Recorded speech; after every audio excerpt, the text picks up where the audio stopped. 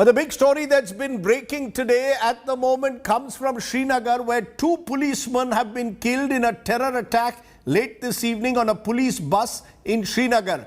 Terrorists have fired over 40 rounds of shots from both sides of a police bus near Pantha Chowk in the city. 12 other police personnel are now under treatment. 3 of them are said to be critical. Prime Minister Modi has sought details of the attack from the Jammu and Kashmir authorities. The attack, as I said, came late this evening in Srinagar.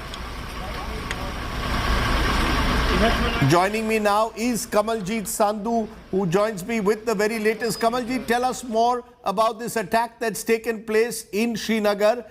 More details that are coming. We are told a few more of our policemen are critically injured. Well, the peace has been shattered once again, Rajdeep, and unfortunately, 2 of the cops have been martyred. At least 12 of them are injured and 2 of them very critically. But what is significant is that there is an undulating pattern as far as peace as well as violence is concerned. So we've seen spikes of terror attacks.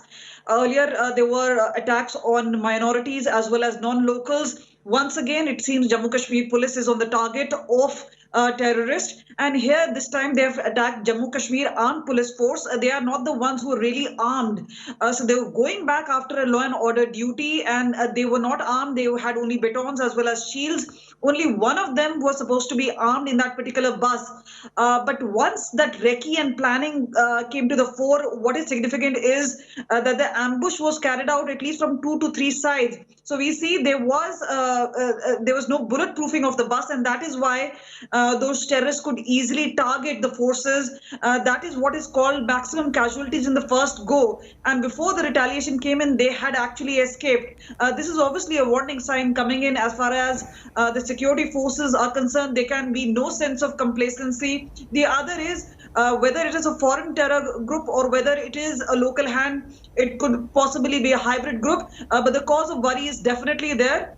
This terror attack happened in the time when there was darkness. Remember, it's winters in Kashmir Valley. But what is significant is that earlier in the day there was another encounter in Rangret where 2 terrorists were neutralized.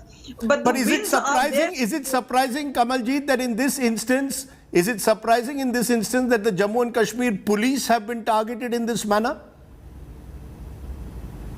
Well, we've seen attacks happening on security forces all the time. But yes, terror groups have specifically said they will attack Jammu Kashmir police, especially because they are in the forefront of counter-terror operations. And here we've seen whether it is an attack in Kupwara, which took place 2 days earlier, or whether it is terror attack now. But the numbers are obviously much more worrying because this seems like a huge setback, with the Prime Minister as well as the Home Ministry all taking cognizance of the attack. They've asked for a report. It also means that there can be no sense of complacency when it comes to whether Pakistan-backed terror or, for that matter, even the local support coming in for terror groups. Kamaljeet Sandhu with those details on a day when a police bus of the Jammu and Kashmir police has been attacked by terrorists in Srinagar.